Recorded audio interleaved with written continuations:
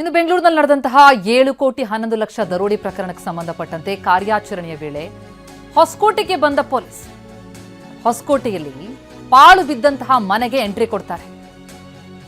ಅನುಮಾನದಿಂದಲೇ ಮನೆಯೊಳಕ್ಕೆ ಬರ್ತಾರೆ ಪೊಲೀಸರು. ಮನೆ ಬಾಗಿಲು ಒಡೆದು ಒಳ ಬಂದಂತಹ ಖಾಕಿ ಟೀಮ್ ಕಣ್ಣಿಗೆ ಬಿದ್ದದ್ದು ಪಾಳು ಬಿದ್ದ ಮನೆಯಲ್ಲಿದ್ದ ಕೋಟಿ ಕೋಟಿ ಹಣ. ಆ ಪಾಳು ಬಿದ್ದ ಮನೆಯಲ್ಲೇ ದರೋಡೆ ಮಾಡಿದಂತಹ 5 ಕೋಟಿ 56 ಲಕ್ಷ ಹಣವನ್ನ ಈ ದರೋಡೆ ಗ್ಯಾಂಗ್ ಇಟ್ಟಿತ್ತು. ಅಷ್ಟು ದೊಡ್ಡ ಮಟ್ಟದ ಈಗ ಹಣ ಸೀಸ್ ಆಗಿದೆ, ವಶಕ್ಕೆ ತೆಗೆದುಕೊಂಡಿದ್ದಾರೆ. 5 ಕೋಟಿ 56 ಲಕ್ಷ ರೂಪಾಯಿ ಹಣ ಇಲ್ಲೇ ಸಿಕ್ಕಿದ್ದಕ್ಕೆ ನಿಟ್ಟುಸಿರು ಬಿಟ್ಟರು. ತಕ್ಷಣ ತನಿಖಾ ತಂಡದಿಂದ ಹಿರಿಯ ಅಧಿಕಾರಿಗಳಿಗೆ ಮಾಹಿತಿ ರವಾನೆಯಾಯಿತು. 7 ಕೋಟಿ 11 ಲಕ್ಷ ರೂಪಾಯಿ ಕಳವಾಗಿರೋದು, ದರೋಡೆ ಮಾಡ್ಕೊಂಡು ಹೋಗಿರೋದು. ಅದರಲ್ಲಿ ಒಟ್ಟು ಸಿಕ್ಕ ಹಣದಲ್ಲಿ 5 ಕೋಟಿ 56 ಲಕ್ಷ ಒಂದೇ ಕಡೆ ಸಿಗುತ್ತೆ.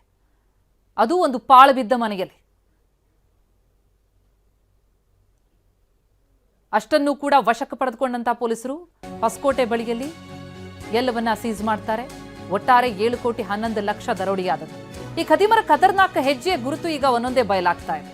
ವಿಚಾರಣೆ ವೇಳೆ ಪಿನ್ ಟು ಪಿನ್ ಮಾಹಿತಿಯನ್ನು ಬಾಯ್ಬಿಟ್ಟಿದ್ದಾರೆ ಖದೀಮರು.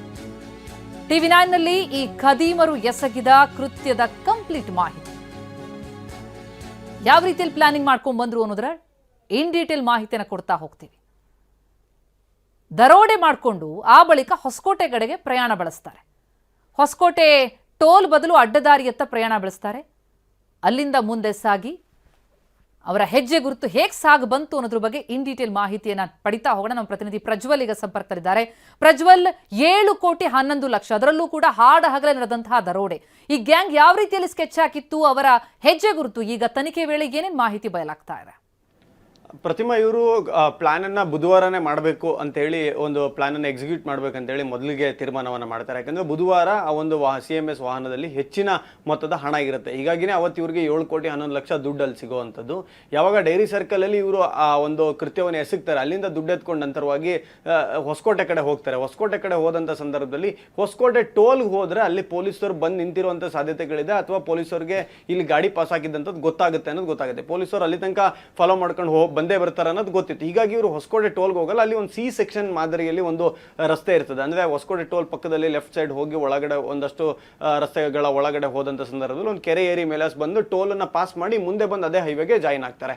ಈ ಸಂದರ್ಭದಲ್ಲಿ ಕೆರೆ ಹತ್ರ ಇವರು ಗಾಡಿಯನ್ನು ನಿಲ್ಲಿಸಿ, ಕೆರೆ ಹತ್ರ ಗಾಡಿಯನ್ನು ನಿಲ್ಲಿಸಿದಂಥ ಸಂದರ್ಭದಲ್ಲಿ ಗೌಟ್ ಆಫ್ ಇಂಡಿಯಾ ಅಂತೇಳಿ ಏನು ಒಂದು ಸ್ಟಿಕ್ಕರ್ ಅನ್ನ ಅಂಟಿಸಿರ್ತಾರೆ, ಆ ಒಂದು ಸ್ಟಿಕ್ಕರ್ ನ ಕಿತ್ತಾಕ್ತಾರೆ. ಮತ್ತೆ ಇವರು ಇಲ್ಲಿ ಬಳಕೆ ಮಾಡಿದಂಥ ಗಾಡಿಯ ನಂಬರ್ ಪ್ಲೇಟ್ ಅನ್ನು ಸಹಿತ ಕಿತ್ತಾಕ್ತಾರೆ. ಹೊಸ ನಂಬರ್ ಪ್ಲೇಟ್ ಅನ್ನು ಹಾಕೊಳ್ತಾರೆ, UP ರಿಜಿಸ್ಟರ್ಡ್ ಒಂದು ನಂಬರ್ ಪ್ಲೇಟ್ ಅನ್ನು ಹಾಕೊಂಡು ನಂತರ ಇವರು ಅಲ್ಲಿ ಒಂದು ಹೊಸಕೋಟೆ ಹತ್ರ ಅದೇ ಏನ್ ಇದೆಲ್ಲ ಮಾಡ್ತಾರೆ, ಕೆಲಸ ಎಲ್ಲ ಮಾಡ್ತಾರೆ. ಮೀನ್ ವೈಲ್ ಇದೇ ಸಮಯದಲ್ಲಿ ಅಲ್ಲಿ ಒಂದು ಪಾಳು ಬಿದ್ದ ಮನೆಯಲ್ಲಿ 5 ಕೋಟಿ 76 ಲಕ್ಷ ಹಣವನ್ನ ಇಡ್ತಾರೆ. ಉಳಿದಂತ ಹಣವನ್ನ ಕೆಲವರು ಒಂದು 53 ಲಕ್ಷವನ್ನ ಈ ರವಿ ಅಂಡ್ ಟೀಮ್ ತೆಗೆದುಕೊಂಡು ಹೋಗ್ತಾರೆ. ದಿನೇಶ್ ಅಂಡ್ ಟೀಮ್ ಕೈಲಿ ಇನ್ನೊಂದು 50 ರಿಂದ 70 ಲಕ್ಷ ರೂಪಾಯಿ ಹಣ ಹೋಗುತ್ತೆ.